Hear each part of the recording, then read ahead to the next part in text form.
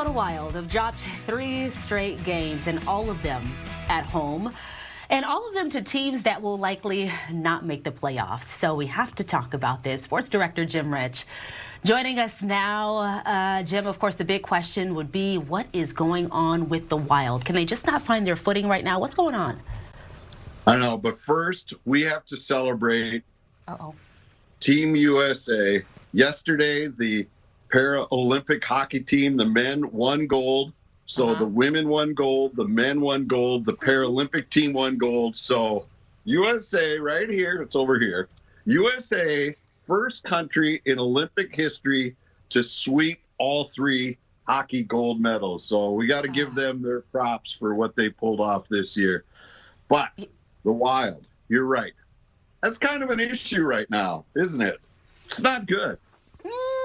Not good. I mean, like, we know they have some new people. Congratulations, USA, as you just mentioned. Also, where'd you get the jacket? Did you have to buy that, or did they send that to you?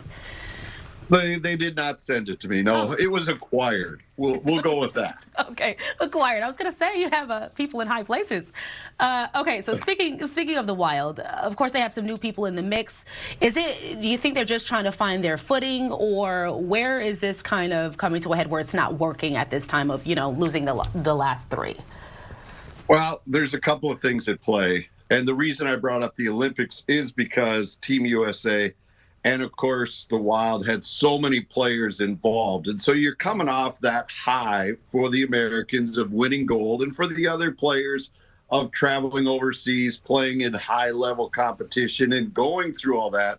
So I think there's just naturally a bit of a letdown right now. And I think that's kind of what we're seeing right now. Yes, the trade deadline went through and the Wild brought in some pieces, but I don't think that's really been a disruption for the team. I think it's just that the guys are trying to reset.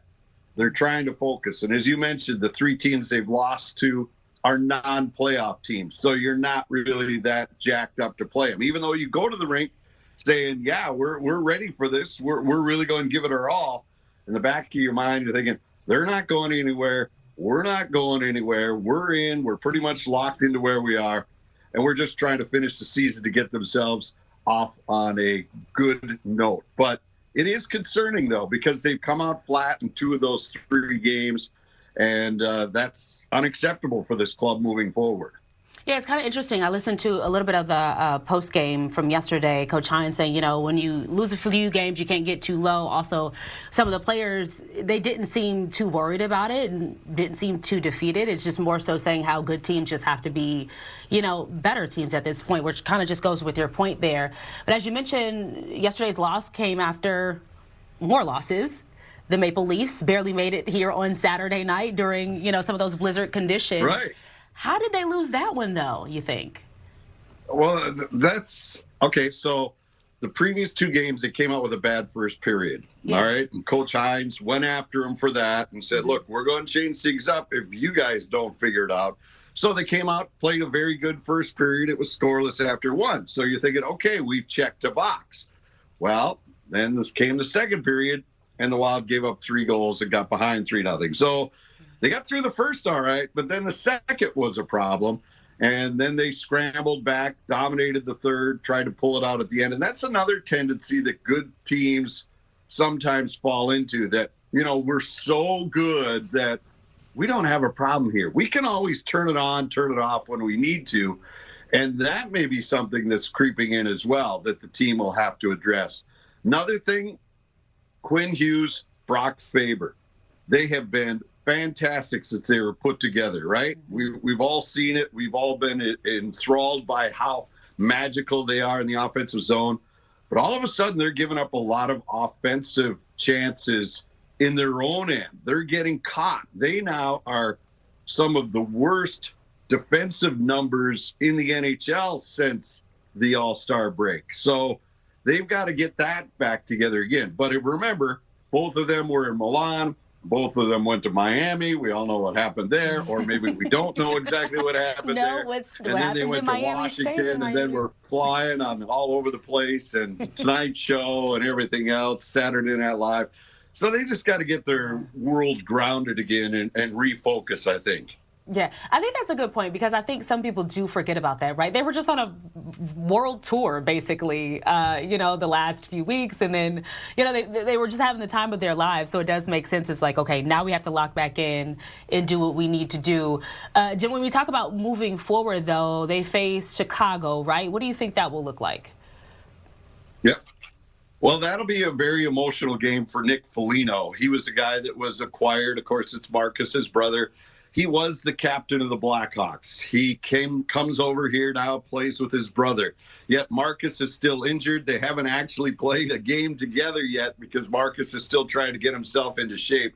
But it'll be very emotional for Nick to go back to the Blackhawks and play that game there tomorrow night at the United Center. So that'll be something to watch. And then, of course, they play them the next game here in Minnesota. Again, another team not going to the playoffs, but the Hawks have Connor Bedard. They have a lot of young talent. They're a scrappy team, and so they got to pick it up. It's just that simple. And I think if the guys get a minute to just refocus and just say, okay, enough's enough. Let's lock it down. Let's get back to who we were and put this all back together. I think they can get this, ready for the postseason. But you've got to be at the top of your game because right out of the gate, they're going to play one of the best teams in hockey, whether it's Dallas or Colorado. They are 1-2 in the National Hockey League. So that first round series will not be a cakewalk at all. Yeah, every move counts right now. And not to throw this one at you, too, but I also get frustrated with the Timberwolves right now because I'm like, oh, my gosh, they were on this winning streak. And then all of a sudden, they dropped the last 3 or 4. It's heartbreaking to watch. Yeah, they went on that West Coast trip. Before they went, they were looking at the number 3 seed, and you're thinking, all right, we're really going to have a good opening round. We're going to start at home and everything. Then they go 1 for 3 on the road trip. And now they're just percentage points out of being in that dreaded play-in tournament, which is not a lot of fun for anybody to deal with. So yesterday, 25 turnovers. I mean, SGA had a terrible day by his standards. He barely got to 20 points. So you think you're shutting him down, you could get some things going. But Rudy was just awful yesterday. I think he had 2 points maybe. And I don't even remember, so that tells you enough. I guess probably. Right. And Jaden McDaniels, he just didn't really have it yesterday. And Ant turned the ball over 5 or 6 times. I mean, they got to clean this stuff up. Usually when they play a good club, that's when they focus. Because my thing with the Timberwolves is when they're interested, they can play with anybody in the NBA. But when they're not interested, they just go off the rails. And that's what we've seen all year long. So I really thought yesterday was a game, national TV against the defending champs, the team that knocked them out. I really thought they would try and come out and send a message. And they did for 3.5 quarters, but the second half of the third quarter, the fourth quarter were not good. Yep, and that's when I went, shoop, let's turn it off. Let's see what else is on. Let's check out the Big Ten championship game. Let's watch the Oscars because that's what we got to talk about next. Jim, we appreciate it. Thanks for your time. No problem. Go USA. Go USA. All right, let's bring in